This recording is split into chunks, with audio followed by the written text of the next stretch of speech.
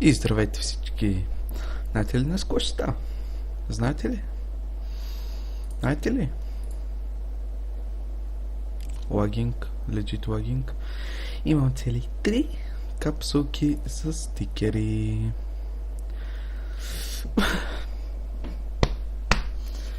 Нямате си ни идея колко и ми изгубих. Но! Това няма значение, сега ще отваряме капсулки с стикери. Бебе, дай ми нещо красиво, искам да е... Не ми дреме по принцип от парите, искам да е красиво. Това ще ми се падне за втори път. Don't worry. Само че вижте, той е лилав, докато той е син. Така че малко unlucky, но... Сега тука. Снайперист. Просто ти. Ще име.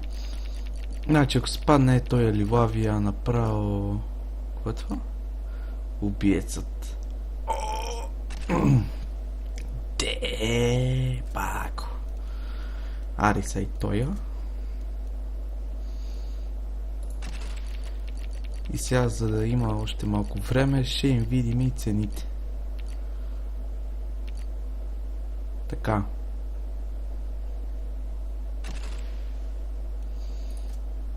Само, че вие май няма да можете да ги виждате. Ама ще ги видя. Не знам дали вие ще можете да ги виждате, между другото. Но ще ви кажа. Значи, тоя, дето е с жената.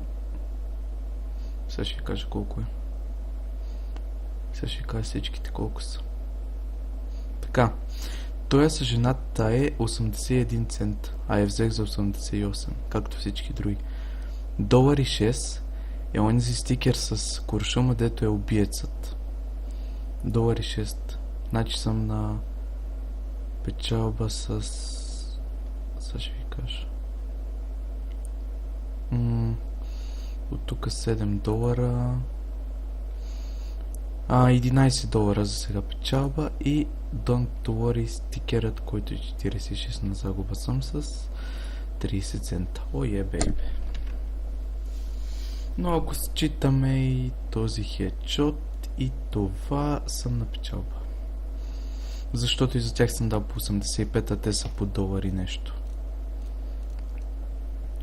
Този хедшота го искам. Искам го много.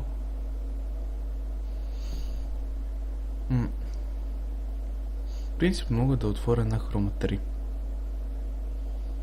Но дали искам да отворя една хрома 3? Добре, една секунда. Ако се върна, ще отваряме хрома 3. Ако не, ще се върна да кажа довиждане. Но, може и да отваряме хрома 3. Ще видим. Така че изчакайте малко. Фейл. Изчакайте малко.